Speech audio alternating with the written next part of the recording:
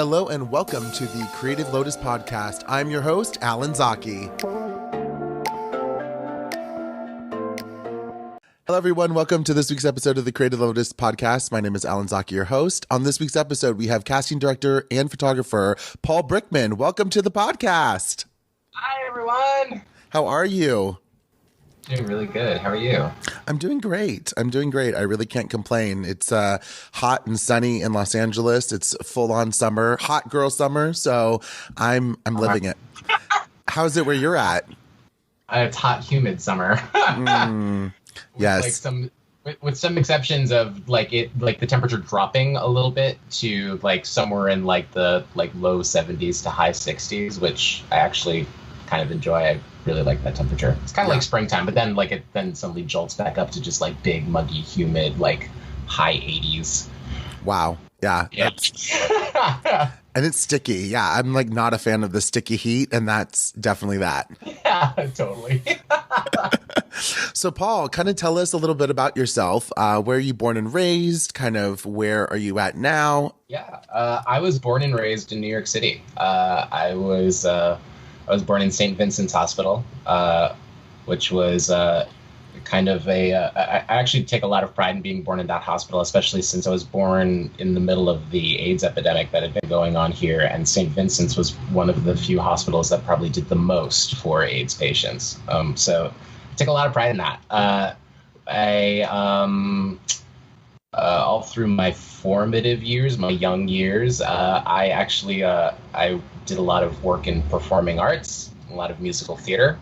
I went to LaGuardia, which is famously known for being the school that, sorry. Bleeped you out. New York living there. That's known for the movie and show Fame. So yeah, a lot of fame pride there too. After I graduated high school, I somewhere midway through college, just decided that I didn't really want to continue in musical theater or in music anymore.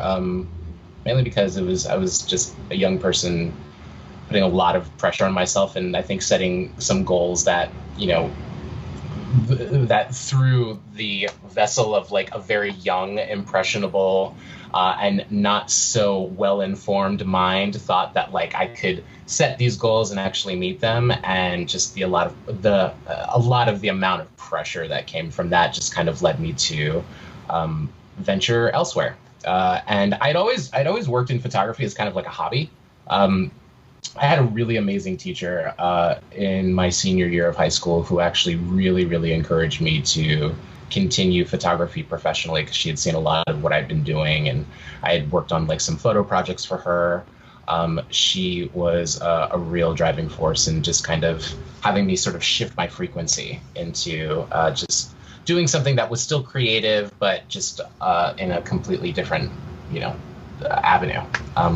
And I switched majors midway through college. I got a I wouldn't call it a degree. I got a certificate. I was a part of a certificate program in general studies at the International Center of Photography, which had a school right across the street from Bryant Park. And I actually learned a lot there. And being able to put that on my resume enabled me to just take a lot of internships with cool photographers, and also some really cool production and casting houses and local photo studios. And it was really through one of my main internships producing, where I just got to meet a lot of various photographers, stylists, and just all other places that contribute all of the components of what makes a full-scale production in this industry. And I was able to, after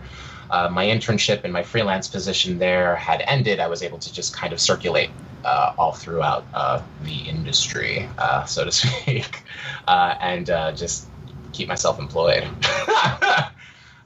And now I have my own company, specifically that tries to engulf two different avenues, primarily casting and photography, both of which I love very, very much. And yeah, that's where I'm at right now. Fantastic. Very well said. Thank you so much. So we met here in Los Angeles. What kind of brought you out to the city, coming from New York? And yeah, just curious, kind of, because you have so much experience in New York and have learned so much, like you said, and had kind of your hands were able to kind of go all over and learn so much. What brought you out to Los Angeles, the city of, beaches and sun and all the crazy? Yeah. I definitely, I've always considered myself to be extremely lucky growing up in New York City. I think it really was the intention that my parents had for me and my brother to just be raised in an environment that just really had very, very direct access to a lot of various opportunities. My brother's an architect. He has a great career in that. And I think it definitely all contributes to just growing up the way that we grew up. I'm certain it wasn't easy for my parents. I mean, just, raising two children in, the heart of New York City is certainly challenging. And it's challenging moments. But I think that being, living my entire life, on essentially one tiny little island, definitely it kind of, I don't think cumbersome is the right word. I think that I just wanted a new experience. But I wanted to continue doing what I have been doing. I really do genuinely love it so much. So Los Angeles was kind of, it was kind of the city that if I were to remain in the U.S., which, I wasn't really ready to kind of venture out farther outside of the U.S. and go to London or Paris or Milan. I thought that LA just kind of won by default, as far as like what other markets domestically can I go to, and take my talent and my skill sets to. That wasn't New York. And it was cool. I mean, without getting too personal, I think there had just been, a lot of various things that were happening in my personal life that were just kind of calling for me to make a drastic change, and I made the decision to come to LA like within a 2-week time frame.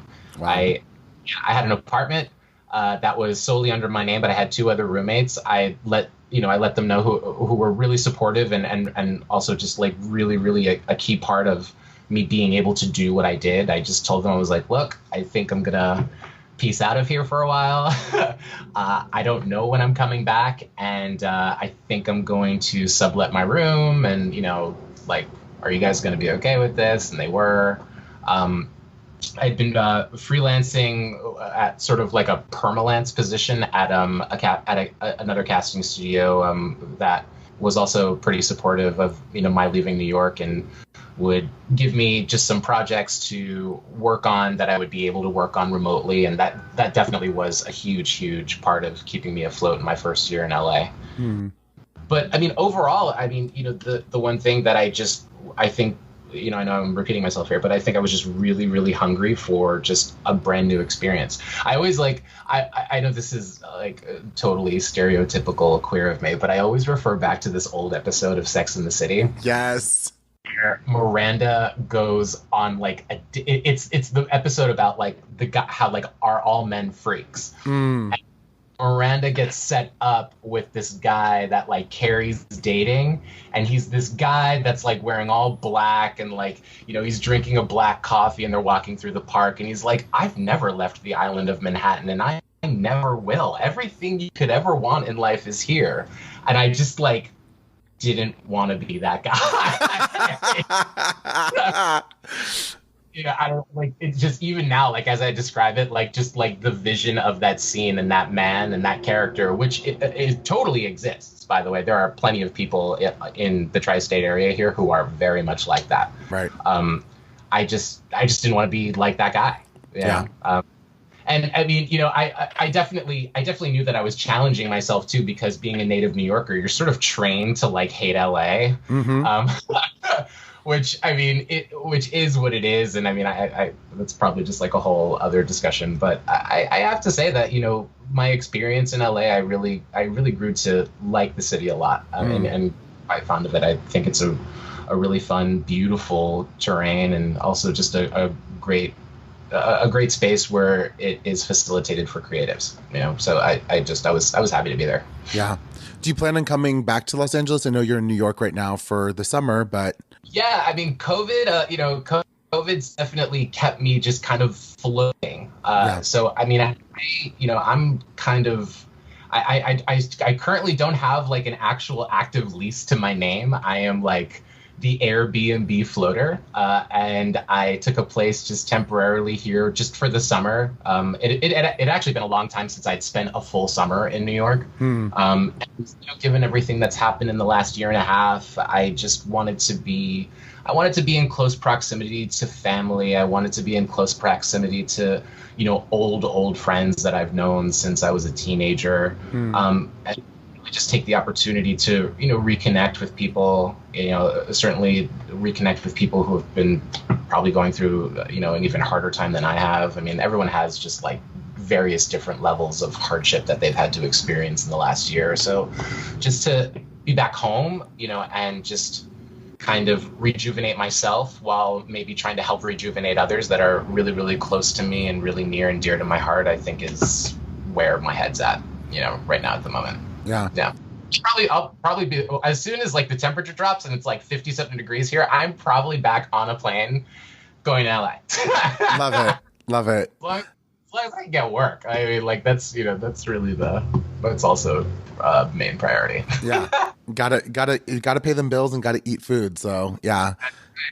Gotta pay those Airbnb fees. Seriously. Yeah. They ain't free. That's for sure. Don't want to get into that kind of contract. Yeah. So I love it. So how is everything going in New York right now because of COVID?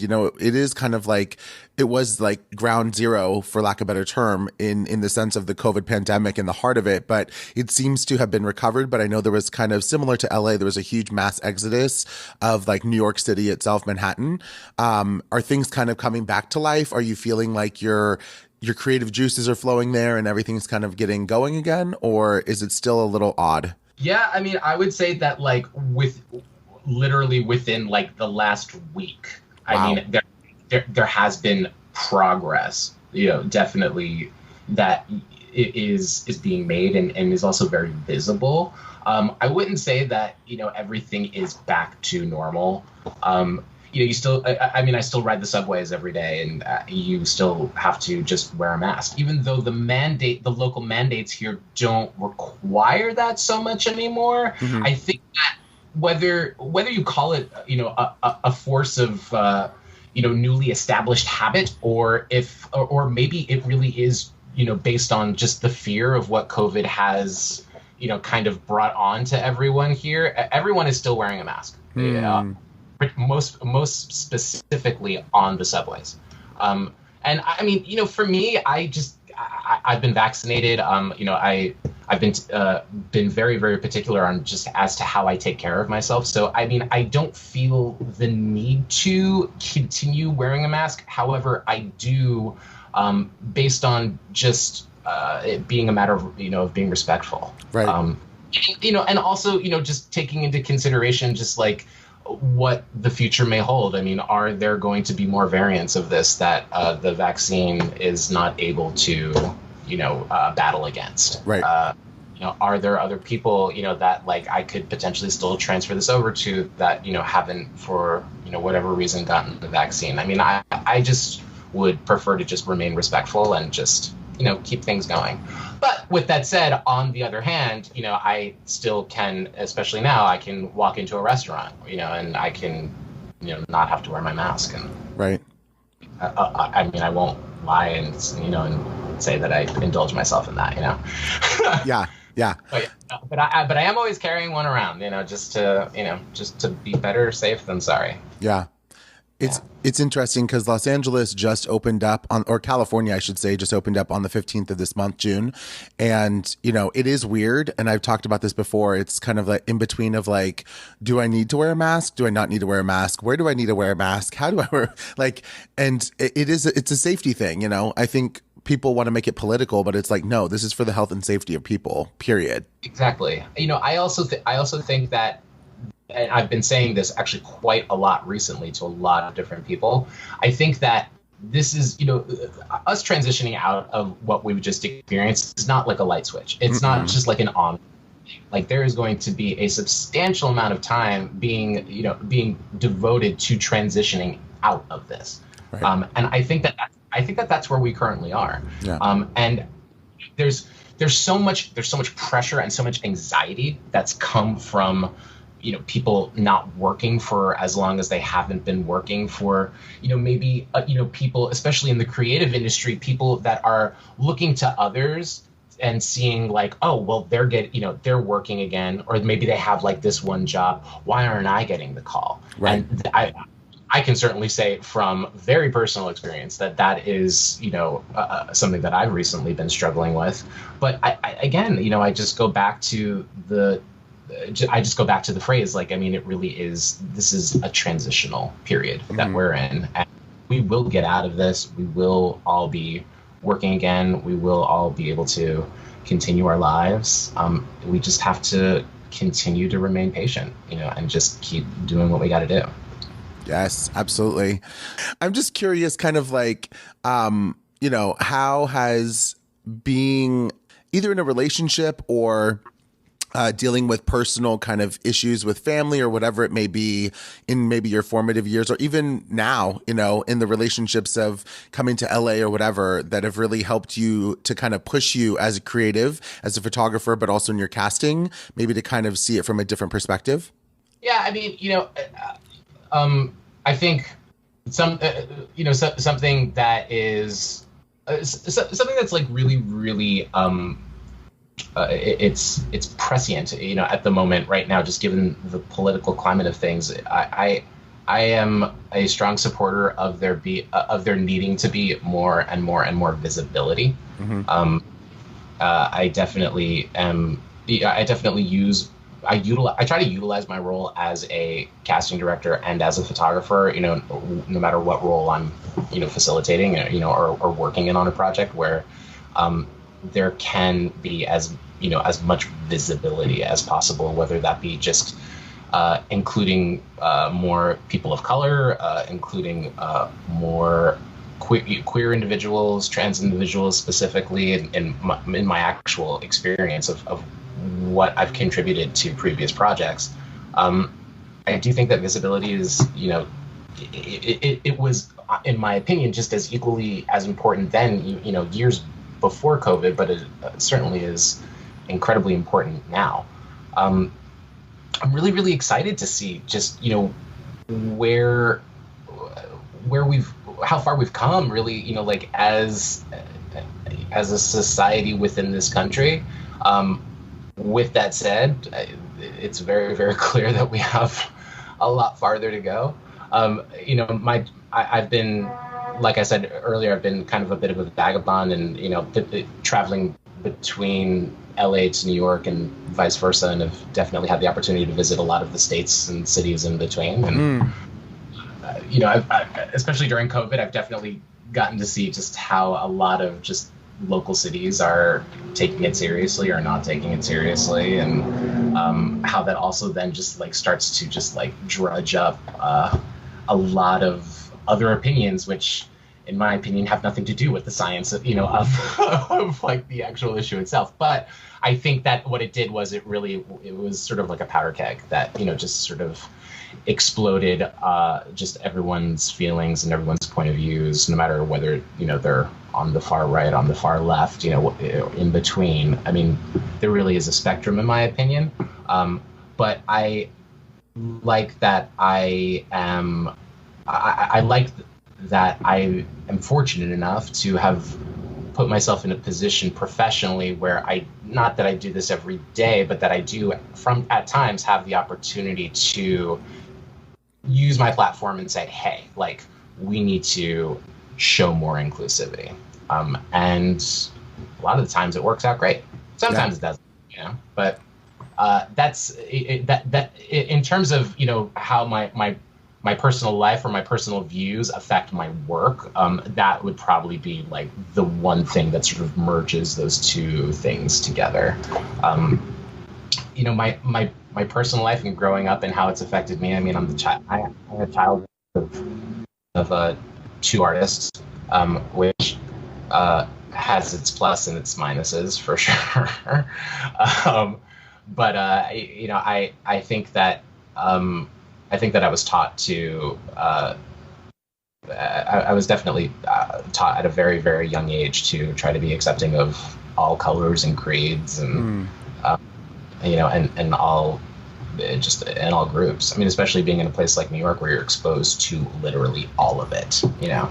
And all of that in such a close proximity of each other, on this tiny island. It really did help shape me, and I'm happy that I was able to find a path professionally and creatively to express that. Absolutely. That's amazing. So speaking of that path, where do you really find your creative inspiration or your juices, if you will, in the sense of how you cast and the diversity that you're talking about? And then also in your photographic work, you really showcase very, unique individuals, but also like such a unique and cool fashion perspective on things. I mean, I like people who have really cool stories, and I like the cooler the story, and just the, I always think that, like, a person's experience and a person's story, like, really does, like, it's a contributing tool as to how, like, they are literally shaped and how they present themselves in front of you, and I just think that, people that have just, like, unique and interesting stories to tell and unique and interesting experiences to share, that's always what I'm looking for. Whether I'm, casting for, another photographer, or I myself am, shooting portraits of people. I mean, it's really just about trying to find someone who has just a really unique story, and has just kind of been through it. I mean, my personal flavor, so to speak, are, it's pretty sartorial. Like, I mean, I really love street kids, that are maybe, like, coming from or going into, like, the rock club, and, just ready to either play some crazy music or maybe dance in a mosh pit to some crazy music, and, just kind of, it just express themselves that way. I mean, that's definitely the world that I like to live in. I was never alive, like, officially during, like, the real, like, heyday of, like, a rock club like CBGB's. And again, being the child of two artists, while this might be alarming to some people, I was like 12, somewhere between 12 to 15, being ushered into CBGB's. Wow. With my parents. I always had to be with my folks, otherwise I just couldn't get in. But just, like, getting to see, just that experience, which, I mean, I don't know. I'm trying not to paint anyone in a bad light here, or get anyone in trouble. But no, I mean, I really, to me, being exposed to that was really no different than, being at, like, any general concert that, like, anyone of any age could, really walk into. Like, I'd go to, like, a bunch of Jeff Beck concerts when I was a kid. And, like, get to, like, experience that, and also just, like, hang out, like, on, like, just, like, the front areas of the stage or the sides, or, like, backstage, that kind of thing. I would say, like, actually, like, the craziest experience where I, again, had to attend a venue with my parents, which at a young age was going. My parents somehow got backstage passes to this heavy metal band called Mudvayne. I don't know if you're familiar, but they would go on stage. They were like GWAR. Like, are you familiar with GWAR? No. So GWAR was, like, really big in, like, the 90s, and they would wear these, like, crazy costumes, like, crazy costumes. Like, they would literally wear these costumes where they were just, like, these, like, giant scabs, and they would just get on stage and play music. I mean, like, it was pretty insane stuff. Wow. But yeah, just, like, think heavy metal, think, like, crazy heavy metal mosh pit, and I'm, like, a kid on the side watching this, like, just this large group of people just go crazy. Yeah. And then, like, I, like, look over to my right, and it's my mom, and she's like, "Would you like a glass of water?" Like, sure. but honestly, like those, those experiences and those stories, so to speak, are, definitely a huge part of what shaped me. And, I love to share that. And through my photography and through my casting, I really love to like find like other people that have just like really unique backgrounds and stories and just show that, and express that however they can.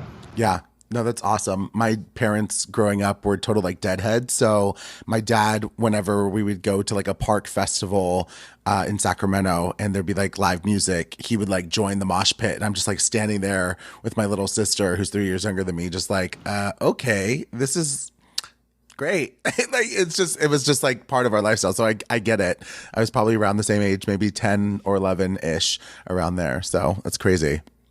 Yeah. It's weird when like you start to like make friends, like, because they just think your parents are so cool. It's like, I like you, you're all right, but when can we go to your house and hang out with your folks? Yeah, that's always so fun. I'm like, I don't know, let me check their schedule. So great. So moving forward, kind of, have you ever had a moment when you really felt like you had made it in both your photography as well as casting, like getting a big job or doing something that you've been really fighting for and it really paid off? Yeah. Some of my favorite projects, particularly in casting, I'd worked for a really, really long time for a casting director named Anne Ludlam. And under her, I did 2 really cool projects that she had sort of let me lead on because I think she just knew that I was like the one to kind of kill it. She was right. But there was this one project that I did with her for Cole Haan. Cole Haan had been releasing this new shoe that they called the Chelsea Pump. And the Chelsea Pump had Nike Air soles like on the bottom of it. And essentially the name of the campaign was called Don't Go Home. So what they wanted to do is they wanted to create a shoe for like the working woman who like didn't have time to like go home and change her shoes or change her outfit. That like she's such a hardworking lady that she like goes straight from the office to like, a sexy dinner, to the club, doesn't even like see her apartment door again until like, 16 hours after like she had left it. Right. And they thought like, who better to promote like the working girl, or especially a working girl of this magnitude more than drag queens. Nice. I being a drag anthropologist, I like to call myself. Even pre Drag Race and all that stuff, I a lot of the New York queens, and just they were all so. Can I curse on here? Sorry. Yeah, absolutely. Fucking awesome, and they still are to this day.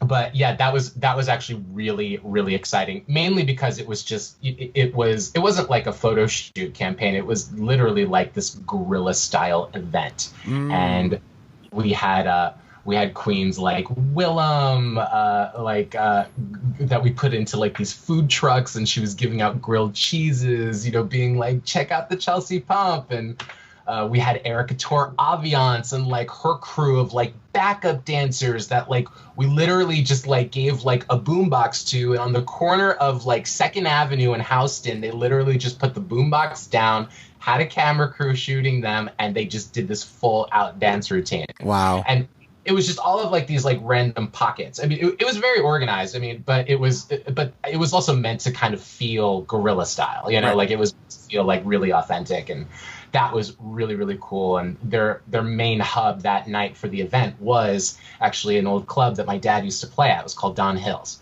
And I brought my mom as my date, and I got her a free pair of shoes. That's awesome. So yeah, that one was really fun. Another project that I actually really, really love. I mean, again, this was also years before it sort of became super popularized. Was a music video for Iconopop that wanted to feature house ballroom dancers, like real house ballroom dancers, and we were able to get Jose Extravaganza, Giselle Extravaganza, people from the House of Ninja, a girl that I went to high school with, actually, who is famously known for this. It's not exactly, I guess, like the same exact like dance style as like what you would see in like voguing, but it's called whacking, and she's like her name's Princess Lockaroo. We went to high school together, like another like fame school relic.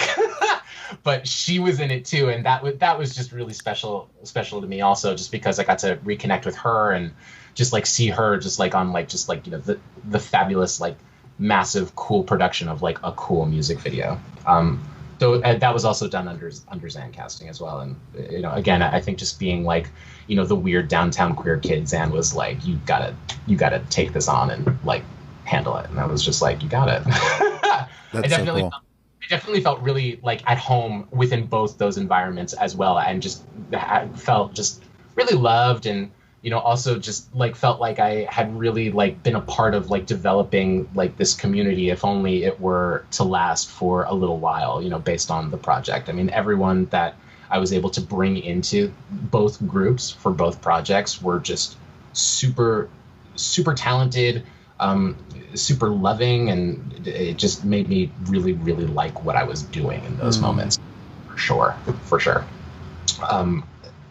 Yeah, actually, the best part of the Iconopop video, we had a rehearsal, and he was a choreographer, but I think he was also just kind of there to just see what everyone who was cast in the project could do, and, you know, basically just kind of like keep everything in line. And some specific choreography, but it was Ryan Huffington, who I love so much. He is so cool. And I got to hang out at the rehearsal for it, and literally just like saw him like, where like naturally you would think like a choreographer like it literally just kind of like steps in, takes control, and is like, okay, like do this move to this move to that move. Right. Like he was just watching everyone just like do their thing, and he just was like, yeah, do that.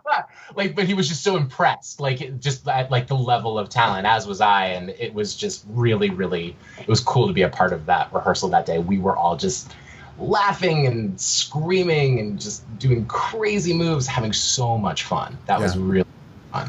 On my photography side, my proudest moment was my first gallery show. I had my very first solo art show in the south of France, in this city called Montpellier, and that was pretty special. Like, probably the most special moment for me. Just the first time I was able to like showcase my art. That was fun. Wow, that's incredible. What was the work about? Or It was called Paul Brickman's Like a Lamb to the Slaughter, and I had taken a series of portraits of I had this plastic mask that was like a sheep, and I pretty much kind of approached the project the same way as I would approach a casting, but instead of having people show their personality specifically like through like any facial expressions or anything like that, I would basically ask them to come as they are, but be willing to wear this mask and kind of watch them sort of like it was honestly like the same concept as like drag. Like, I would get to watch them just put on this mask, and some that would maybe not feel like the most natural in front of a camera would suddenly just feel the freedom to kind of come alive and just be really goofy and do weird, silly, crazy stuff, because they just knew that their faces weren't being shown, and they were in this mask. So it was a little bit of a social experiment. It was a little bit of like a political commentary on pop culture and just basically how it makes us all, sheep or lambs to the slaughter. And it was also a nod to club kid culture. That's awesome. Yeah. I love it. Yeah. I tried to formulate all of those things and just form it into one show. And, I'm a big fan of horror movies. So at the gallery, they let me take one wall of all the walls that they had. They weren't happy about this, but they begrudgingly let me do it. And I just got to like splatter just like over it, like you were like in, like an actual slaughterhouse. Yeah. Yeah, but instead of meat, you had art. That's sick. I love it. Cool. How did you get it to be in France though? That seems so uniquely you, but like you're in New York and then it goes to France. I was in Paris for a job, It was my very first time ever being in Paris, and I had a very close family friend who was actually living in Montpellier at that time. I asked my boss, who I was on the job with in Paris, once the job was over, that I not go back with her to New York, but that I would change my flight to just, stay in France, because I had a hookup to, go to the South and hang out there for a while. And I'd never been in the country before. It was my very, very first time in France, period. And she was really cool about it. She was just like, yeah, she was like, you're a freelancer, you just, the job is over, go. I was just like, sweet. So yeah, I spent about 10 days in Montpellier, just walking around, eating a lot of bread and cheese, drinking a lot of wine. And she was dating a guy who, I don't know if he grew up there, but he was definitely a native, and just knew the city like the back of his hand. And he actually, he was a sketch artist. He was he actually had been drawing for comic books, which was really, really, really cool. And he had some really, really cool comics that he had been working on at that time. But he showed me around, and he introduced me to a couple of galleries that were based in the area. And I had my portfolio on me. Usually, especially at that point, I just never left home without it. Mm. Yeah, I mean, by the end of my first meeting with, can't remember how many galleries I'd gone to beforehand. I mean, it was only a handful. It really wasn't too much. But they just turned to me and they were like, "We'd love to give you a show next year." And 1 year later, I had a show. Wow. That's awesome. And you shot the gallery work in New York City, or was it in France?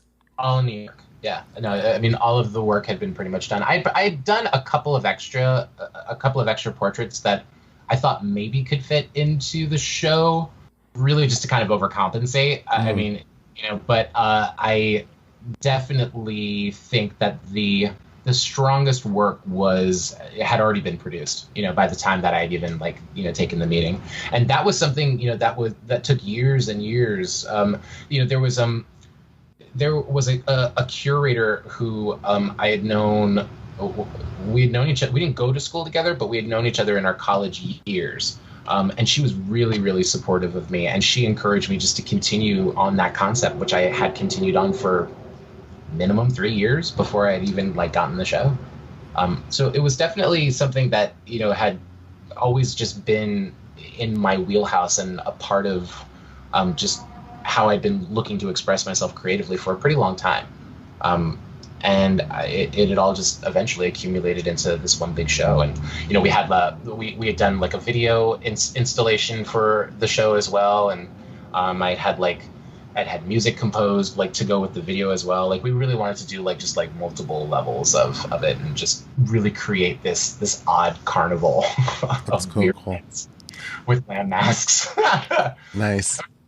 I'm sure whoever actually designed and created that land mask, which I mean I got it at some random dollar Halloween store, but I mean I'm sure wherever they are, they I hope they don't sue me.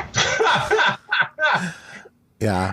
I don't think it's going to be a legal issue. It's not like you commercialized it and made it into the cover of Vogue or something. Then they might. It wasn't anything like that. There was this movie that came out though, and it had this big poster. It wasn't the same mask, but it was very similar. It was this horror movie called You're Next, and actually.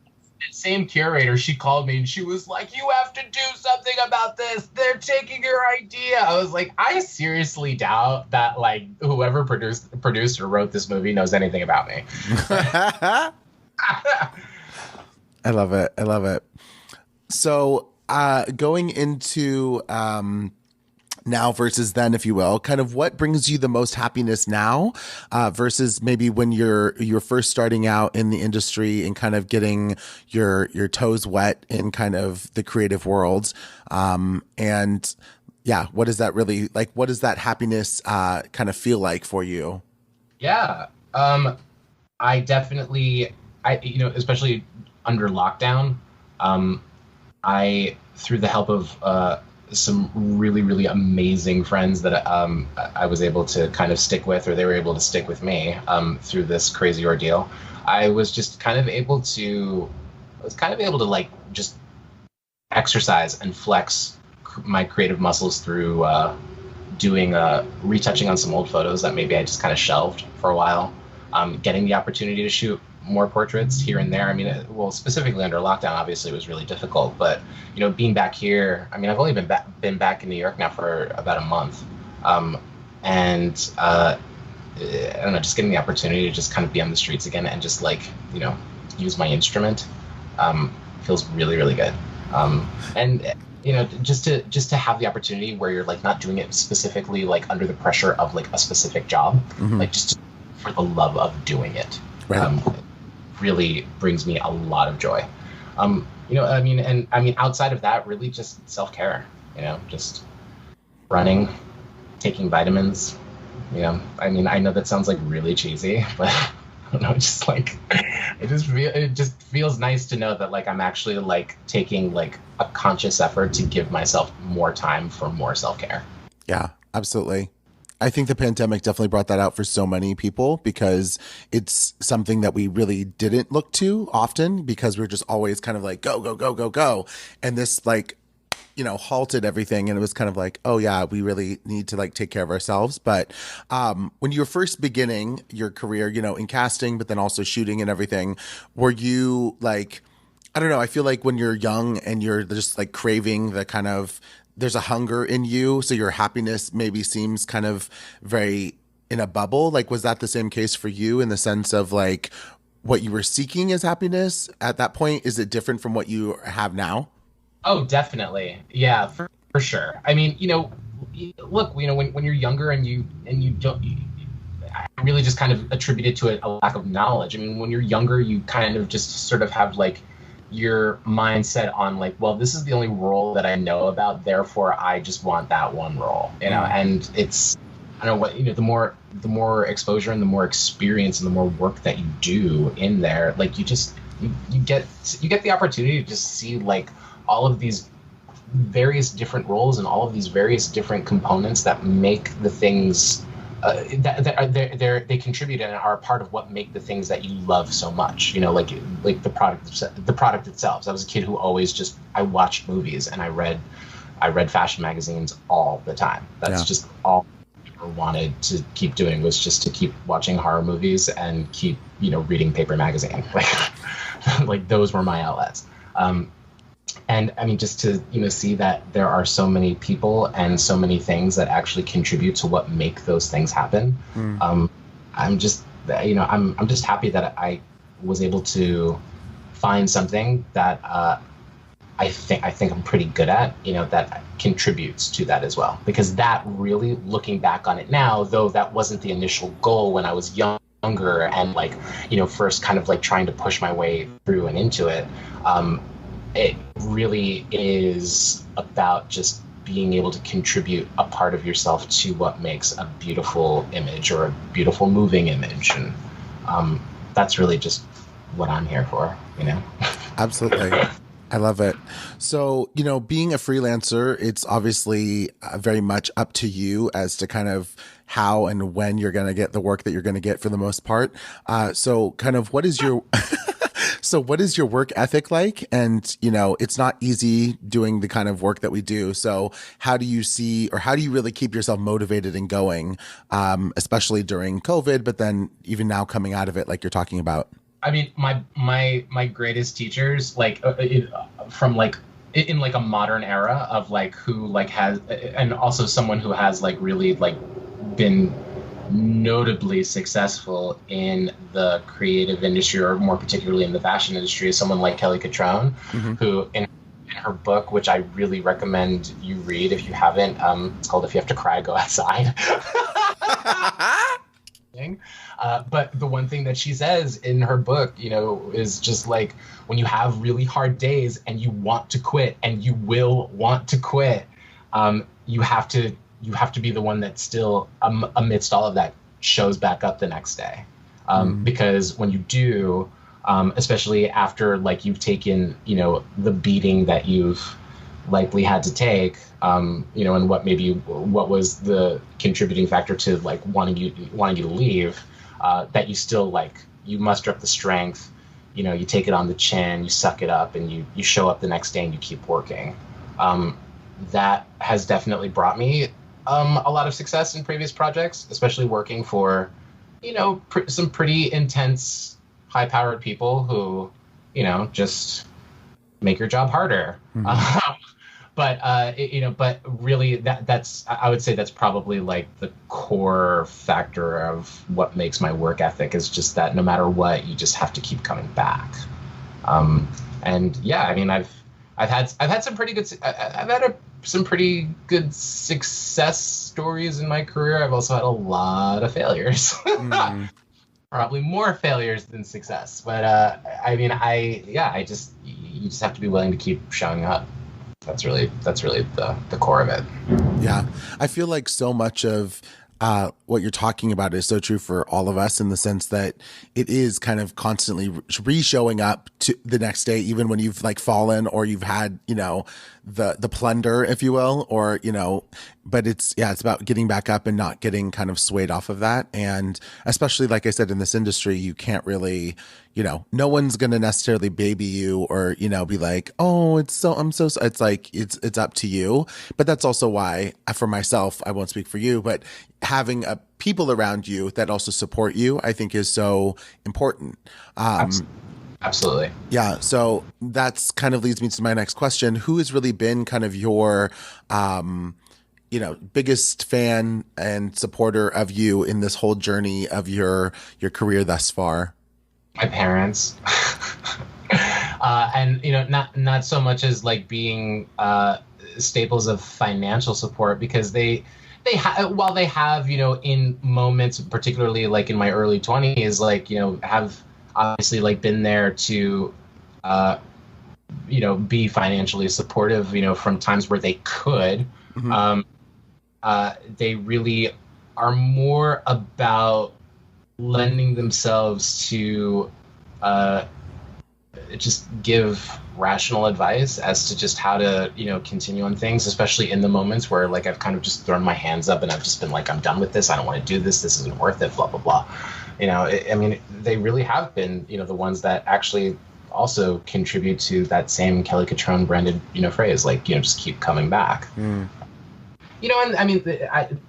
My mother especially, she instilled she just instilled like a really, really strong work ethic, she really instilled it in both my brother and myself, mainly because when we were kids, we just saw her nonstop working, nonstop. I always called my mom the career chameleon. My mother would go from working in jewelry retail to owning a catering company and doing having clients like the Rosie O'Donnell show. Wow. And just doing it all almost entirely by herself. Wow. From just creation to actually delivering it, and we would help, where we could at points. She is, a monster when it comes to work, and she is just always willing and certainly capable of just kind of positioning herself in multiple roles. But yeah, that for me was really where I think I probably got, the gas to just go and do this. And, probably one of the reasons why, I feel comfortable trying to represent myself as being more than just one thing. Mm-hmm.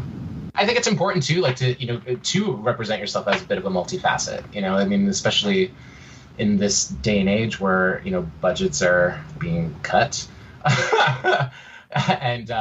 and especially in the fashion industry, it's more and more challenging and more competitive. I think it's important to show that you can do more than just one thing. Yeah, absolutely. Yeah. Amazing. So, speaking of the fashion industry, I know you had you worked with Elle magazine for a while too, right? In the casting there? Yeah. That was also under Dan Casting. I was their sort of resident casting director for all of their front of book and back of book fashion stories. And I kind of took, they had had work with Zan for a number of years. And then Zan, just in my sort of, I guess, seniority of being there, I was at Zan Casting for like 7 years. I was there for really, probably even more than 7 years, really. But yeah, that was I guess an account or a client that had been passed on to me to take on, and I mean, it was something that I wanted. I wanted the responsibility. I wanted to have the relationship. I loved the magazine. I still do love the magazine. It's a great magazine. I just was getting to, again, have the opportunity to be exposed to really great photographers and really great stylists and work with them to find like the right girl that they needed for the stories that they were producing. And that was really, really fun. That was a good time. That's awesome. What was it like, I guess, working in that large publishing world? Because, when you think of New York, you think of publishing magazines and editorial work and advertising as well. But how did that influence your kind of way of looking at the industry and like fashion in general? Or was it just kind of like a stepping stone for you? Yeah, absolutely. I mean, it was like anything else. I mean, it was an amazing learning experience. I think that, Elle has a very, they have a great voice, and they also have a very specific brand, like to their audience and to their readers. And, just having the opportunity to contribute some ideas and point of views that could correspond, in that world, was, again, an amazing opportunity. And there were, like I also said in earlier points, like there were moments where there were some amazing successes and some deep failures, but that's life, like with any job. And I mean, it certainly had its challenges, and it also certainly had its real rewards. And I loved it. I had a great time. I would say the one thing coming away from it that I learned in working in that environment, especially in like the editorial world, is that it goes very fast. It's just go, next story. Yeah. They have, there's a lot to do in a short amount of time. But I mean, that was, especially as a casting director, that was something that I had kind of gotten, not that it was done in the exact same way, but I'd gotten sort of used to the pace of it and doing show castings, which was really where on a casting level, I had gotten like I would say like the most effective exposure, was just like doing, working on shows and getting to work with huge, amazing designers like Catherine Malandrino and Vera Wang, and like just seeing how much work goes into what makes a fashion show in such a short period of time. It was just like, whoa, wow. Yeah, that was, impressive. So, I mean, you could say that maybe I like, kind of like, I don't want to say got accustomed. I mean, maybe I got even a little addicted to like the pace of things, because there was a rush. It's kind of like a roller coaster, just like go, But I was able to, I think, bring some of that energy into the editorial world because, again, though it's not the exact same thing, it's a bit of a similar pace, And I was down for it. Yeah, it was cool. Yeah. That's fantastic. When you were doing shows, were you able to travel and kind of go to other countries, or was it just? Yeah, that was Paris. Yeah, when I went to Paris, and it was the same client, but Zan and I had worked with this brand called Mayette, and they had begun, when they were first starting to show collections, they had begun showing at Paris Fashion Week. So we would fly to Paris, and we would do all of the casting and do all of the models and do the shows there. Yeah, it was fun. That's amazing. They were great. They were really, really cool. It's so cool. I always think of you, and you're just so fabulous. And I just always am like, oh yes, Paul would go and live in Paris, and then he'd go to London and do the whole circuit and do his thing. So, and just not that fabulous, really. I mean, it's really not. I mean, I don't know, there are unforgettable moments in my life where yes, you're checking in models with local interns at the Palais de Tokyo, and Anna Wintour walks into the same door, and she's looking around am I supposed to be here? And I'm like, no, you gotta go that way. Those moments are cool, but it's not oh, fabulous, you know what I mean?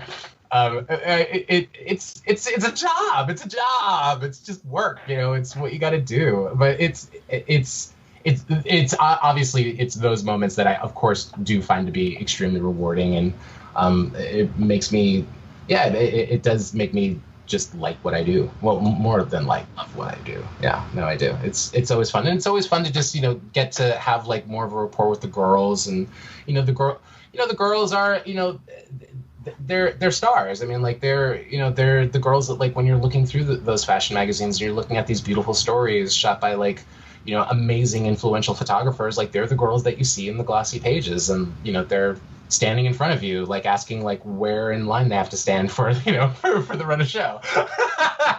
It's cool. I really enjoy it. Yeah, I really do enjoy it. And yeah, no, they're all really, really fun to be around, and they keep my life interesting. That's for sure. I love that. You make it sound so real, because I do think that Hollywood has such an influence on the way the fashion industry is seen, like that of like The Devil Wears Prada, or, like the new show is like Emily in Paris, and like these things that make everything just so like, oh, I like live my best life, and like, some bitch servant is going to go give me a Perrier water and da da da da da da. But the reality of it is not so glam. No, it's not. It really is. It's always been a hustle. Always. And I mean, no matter who you really are, I mean, whether you're like at the top tier and you're the owner of the company, or you're like the brand spanking new just out of school intern, that like is coming in, like everyone really is. They're hustling to, make a project happen. I mean, it's just a part of the gig. You just gotta work hard. Yeah, absolutely. I think if you don't, you're going to be out. So it's like there's, as the saying goes, there's 100 girls that want your job. So just get the fuck out of the way if you're not willing to work for it. I mean, but that is true too. I mean, even considering how long I've worked in the industry. I mean, I always remember that. And it definitely. It keeps my feet on the ground. It's like, you need to remember, like, there is always going to be someone else that will be available that will probably be willing to work just as hard, if not harder. And right. Like, gotta be conscious of that, and just try to weigh out like the positives and the negatives and how you move forward based on that, but that's always something that's just kind of like kept me in the realm of reality, like just knowing that, like, I mean, there are plenty of other people out there that are just as talented, that are just as skillful, and are just as willing to, keep it going. Yes, absolutely. So kind of tell us about maybe one thing that you've really learned about yourself while working in this industry, both for like photography, fashion, casting, all of it. Kind of, has there been one kind of takeaway that you're like, wow, I didn't really realize that about myself until you started doing this type of work? Truthfully, to take more responsibility. That was, I think, I mean, I guess you could say that it's a general growing pain that I think everyone has to experience and go through. Mine just happened to be experiencing and going through that at work, because all throughout my 20s, that's just all I did. I just worked. And being in like how we've been describing in this conversation about it just being like a fast-paced environment, where human error is just bound to happen. In my earlier years, I would always get really tense, and just like always just be like, oh, if I fuck up and I admit to fucking up, I'm gonna get in serious trouble, and I don't want to lose my job. So it kind of got to a point where I literally needed to stop fighting that. And if I fucked up, I needed to just be the one to stand up and be like, I fucked up. Sorry. And just not make it such a big deal, and then just carry on. And the more I did that, the easier it actually just made my life in general. It made me less stressed. It made me actually, essentially, in the big picture of things, it made me even better at my job. And it also just made me a lot more respected, by my superiors. If I were the one to just be like, hey, sorry, this happened. It's my responsibility. I'm fixing it. Let's move on. It just, that I would say was like the one thing that like I really had to change about myself, probably somewhere in like my mid-20s, and just be like, I fucked up. I'm sorry. And gotta keep moving on. Yeah. No, that's amazing. Just don't be afraid to take more responsibility, I guess, is really the point that I'm trying to make. It doesn't make you a bad person. Yes, absolutely. So I'm curious, you kind of mentioned this already earlier, but, COVID-19 obviously affected like our entire industry and everyone around the world. And so kind of what has been the thing that's really kept you going through that time? And now kind of going into 2021, we're already 6 months in, but, what has kind of kept that motivation going to not just quit or, just be like, fuck it, I can't do this anymore. And just say, move on to the next thing. To be honest, I'm still trying to figure that out. I mean, at this point, I don't know if I really know how to do anything else. Oh yeah. I mean, I turned 35 like 22 days ago, and yeah, definitely like you have though. I think even if we weren't in the middle of a pandemic, like maybe I would still just kind of think to myself like, like what am I doing here? Like I mean, but I will say that while the pandemic obviously has influenced me, like trying to like reassess and reconsider, I always, no matter how I try to calculate it in my brain, I always come back to the fact that like I've been doing this for so long because I do love it. And that to me is certainly a reason to keep going. I also love seeing how, as a casting director and as a photographer, since I began, how I've grown so much. And that also is extremely encouraging just to carry on and move forward. No matter what happens. I mean, if I crash and burn, I mean, I already crashed and burned several times in the last year and a half. Like, what's one more going to do to me? I mean, but if that's, if that's what the universe has in store, then that's what the universe has in store. I just know that like to, I don't know, to give up now and, take a job, at like Walmart, like, if that's my future, then like, so be it. But like, I mean, I just think right now, like, if I got to go down, then and go down to that, then I got to go down to that, but I won't without a fight. Do they even have a Walmart in New York City? Shout out to all the people that work at Walmart, by the way, because you guys are fucking cool. Yeah. No shade. No Sade. Yeah. No, I think I feel you on that. I do think that it is difficult because as a photographer and as like a creative who's kind of like quote unquote at the top in the sense of like your job is like the most responsible in the production of things, it is hard to kind of go, well, if I don't do this, then what the hell am I going to do? Because I've kind of staked my life in the sense of my career on these things, right? So then how do I really go somewhere else? Yeah, but I also think, taking into consideration of like what the real message or maybe like the real asset that I've gotten from this experience with the pandemic has what it's brought me is just like not to take things so drastically and not to take it too seriously. Like, I mean, it's certainly an experience that requests a lot of your time and essentially a lot of your life, for sure. There's no question about that. But I mean, I've had conversations with like mega names in this industry that all actually in the one common denominator that they've all said, like in these separate conversations that I've had with them is you gotta love it. You gotta love it. That is the one thing that I always hear from like the big people that I've been fortunate enough to like have like a this and that with. They all say you gotta love it. And the fact is that as long as I still love it, I'll still be around. That's just how I sum it up. Drop the mic. Be done. I love it. So, the name of this podcast and the reason that this whole thing kind of came about, similar to kind of what you're talking about, which is like expanding your horizons of kind of what you do.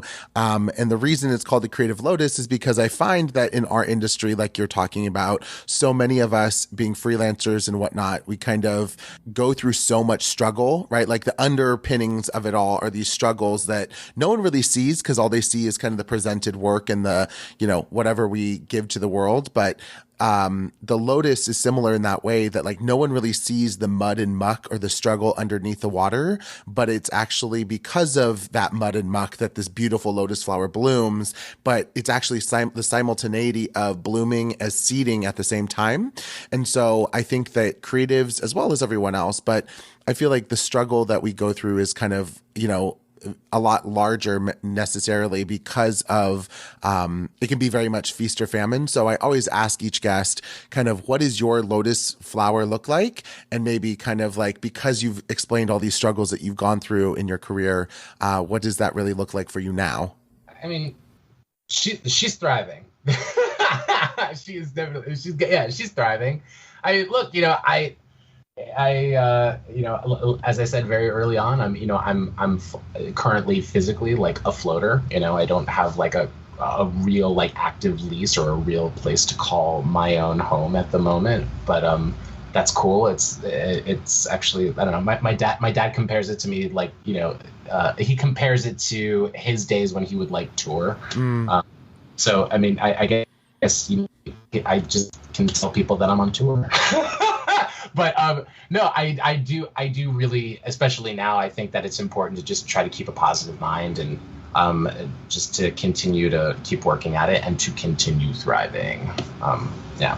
And to, especially to all of the freelancers that listen to this, like, I mean, like, make sure that you do love what you do, as I had stated before, but also like make sure that you are taking the time to like actually like make sure that things that you are contributing, like you're not only contributing like to like the thriving of this like ever growing and ever constant going agent industry, but that you're also finding moments to like do these things for yourself, because that's super important, Yes. Outside of like money, outside of, like title, it's really just about like enjoying the actual process of it and, checking in with yourself to make sure that like you love what you're doing, Absolutely. You're doing it for you. Yeah, 100%. So kind of. She is thriving. Said she is big and she is thriving. Live for it. Yes. So what are some goals that you may have for yourself in the next year, 3 years, 5 years, 10 years from now, if you can even think that far into the future? Really, just to continue on as my own company and to really prioritize making Paul Brickman Creative grow, and really making that a sole priority. That's sorry, the name of my company is Paul Brickman Creative. So yeah, just making sure that Paul Brickman Creative continues to grow in the right way. That really is the only thing that I can like vividly like see in my head that will continue me on for like the next year to 3 years. 10 years, I don't know. I really don't know. Maybe retire. I retire at 45. Do what you got to do. I mean, if you're in the right place and able to. No, I probably couldn't. But no, that's a joke. No, really just to see the growth and thrive of Paul Brickman Creative. Amazing. So if you were to speak to your future self, say in 15 years from now, kind of what would you say to the future Paul Brickman? Damn, you look hot. Yes. I'm dying. Yeah, that's what I would say. It would certainly be a compliment. Maybe not as abrasive, but it would be very complimentary. That's so good. That's the best response. And then lastly, kind of where can people find you or follow you on social media? And if they want to check out more of your work? Yeah, my photography is paulbrickman.com. My casting is paulbrickmancreative.com. And my social media, I'm mainly on Instagram, but I have 2 Instagram accounts, one for photography and one for casting. Paul Brickman Creative Inc. For casting, and just Paul Brickman 86 for photography. Yeah. And my sites will just bring you all there. Just go to my websites. I love it. Thank you so much. Any last words of encouragement or another drop the mic moment from you? No, I don't know. I don't know me. I got it. Got me. I will say that I really love what you're doing here, and I think that this is an amazing platform that you've created just for like creative freelancers that are working, that are, maybe some that are struggling, maybe some that are thriving, that like can come on here and just talk about their experiences. I think that's really cool. Awesome. Well, thank you so much. I really appreciate it. I know that you're sweating it out in New York City, and I can't wait to see more of the creative stuff you're coming up with. And hopefully we'll catch up soon. If you come out to LA or if I go out to New York, we can get a coffee or more. Have some fun. You'll see me around. I'll be around for sure. Fantabulous. I love it. Thank you so much. Thank you so much for listening to this week's episode. Thank you again to Paul Brickman for a great interview and conversation and all the laughs. This week's Buddhist quote of the day is, "History is created by people. Each individual is a key protagonist in that endeavor. Instead of relying on others, we must enact our own great drama of creativity. Doing so, we can break through the shell of our limited self." By Daisaku Ikeda. Hey, Creative Lotus fam. Thank you so much for listening to this week's episode. If you're listening on Anchor.fm, you're actually able to leave me a voice memo in the messages section, and I'd love to hear what you have to say. Please leave a message and I can add it to an upcoming episode and getting your point of view on the Creative Lotus pod. Thank you so much, and I look forward to hearing what you have to say. Thank you so much for listening to today's episode of the Creative Lotus Podcast. I'm your host, Alan Zaki. Please go ahead and subscribe, rate us, and write a review. And follow me at Alan Zaki on social media. I look forward to having more amazing creative dialogues on the next episode.